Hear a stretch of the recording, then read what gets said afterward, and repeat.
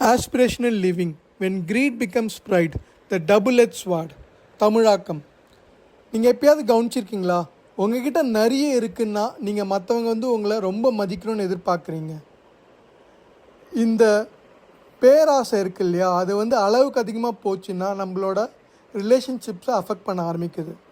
அது ஸ்லோவாக நம்மளை அறியாமலே சுப்பீரியர் காம்ப்ளெக்ஸாக காமிக்குது. அதுதான் பிரச்சனையே.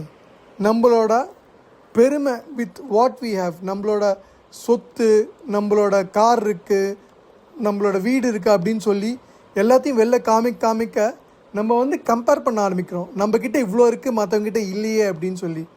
அது பிரச்சனை எங்கே அதுனா டபுள் எட்ஜ் ஸ்வார்டாக ஆகிடுது. அந்த க்ரீட், அதாவது நம்மளோட பேராசை சொத்தாக காமிக்குது. அது ரொம்ப சொத்து சேர்த்த உடனே அது எனக்கு பெருமையாகுது. அந்த பெருமை எங்கிட்ட தான் எல்லாம் இருக்குது, மற்றவங்ககிட்ட இல்லைன்ற அகம்பாவம் வருது.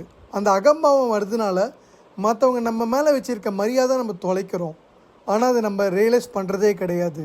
நம்மளோட பொசிஷன், அதாவது வெல்த்து, பைசா, அதை வச்சு தான் மற்றவங்க மதிக்கலாம்னு நினைக்கிறோம். ஆனால் அது உண்மை இல்லை.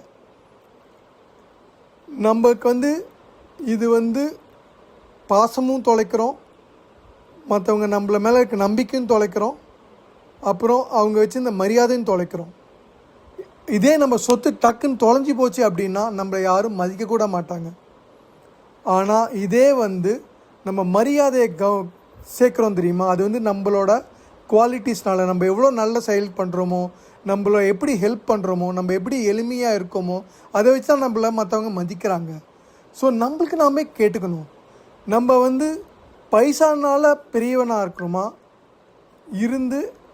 ஆனால் ரிலேஷன்ஷிப்ஸ் யாருமே நம்மளோட இல்லாமல் தனியாக ஆலமரமாக இருக்கோமா, இல்லாட்டி நம்ம மற்றவங்க ஹெல்ப் பண்ணி அவங்களால மரியாதை சேர்க்குறோமா? எது நம்மளுக்கு வேணும்?